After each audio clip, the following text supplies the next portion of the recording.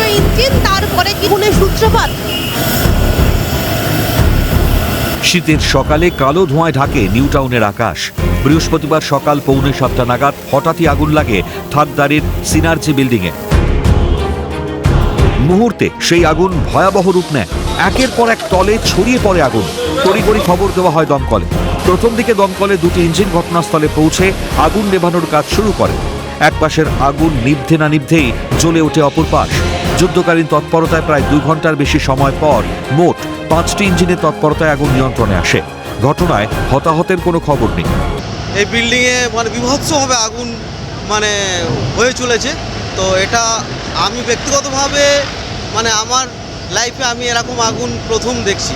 এখানে অফিস আছে তো একটা মালিক নেই, এখানে G+5 সব এক একজনের এক একটা দুটো করে ফ্লোর আছে। এই আগুনটা লেগেছে সেটা কি স্পষ্ট? গেছে ফার্স্ট ফ্লোর থেকে যে কোনোভাবে শর্ট সার্কিট হয়েছে। কি অবস্থা দেখলে? আমি তো এসেছি, দেখেছি আগুন লাগছে, ফায়ার ব্রিগেড আছে, ভিতরে তো যেতেই পারছি না, বাইরে দাঁড়িয়ে দেখছি আগুন ধোঁয়া বেরোচ্ছে, এটাই দেখেছি।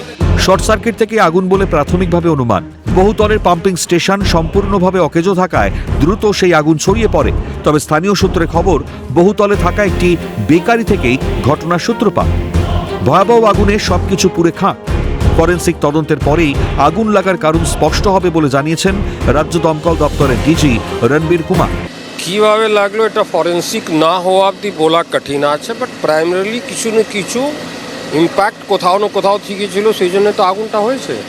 এখন আমাদেরকে সব ইনভেস্টিগেশন, এখন তো ফায়ার ফাইটিং চলছিল, ফায়ার ফাইটিং কমপ্লিট হয়েছে, ফায়ার আউট হয়ে গেছে। এইবার আমরা তদন্ত করে সব ব্যাপারটা দেখে নেব কি আছে কি নেই, কি পেপার কি চক্রান্ত। সিস্টেম তো দেখতে পাচ্ছি, লেকিন সিস্টেমটা কাজ করেনি, সেই জন্য জলটা আমাদেরকে খাল থেকে নিতে হচ্ছে। ঘটনাস্থলে রয়েছে দমকলের আধিকারিক, তার পাশাপাশি স্থানীয় থানার পুলিশ আধিকারিকরা। এই যে বহুতল, সেই বহুতলে কিভাবে আগুন লেগেছে সেটা এখনো স্পষ্ট নয়, খতিয়ে দেখছে দমকল আধিকারিকরা। তবে আদৌ এই বিল্ডিংয়ে কোনো নির্বাপন যন্ত্র ছিল কিনা সেটাও কিন্তু মূলত খতিয়ে দেখা হচ্ছে।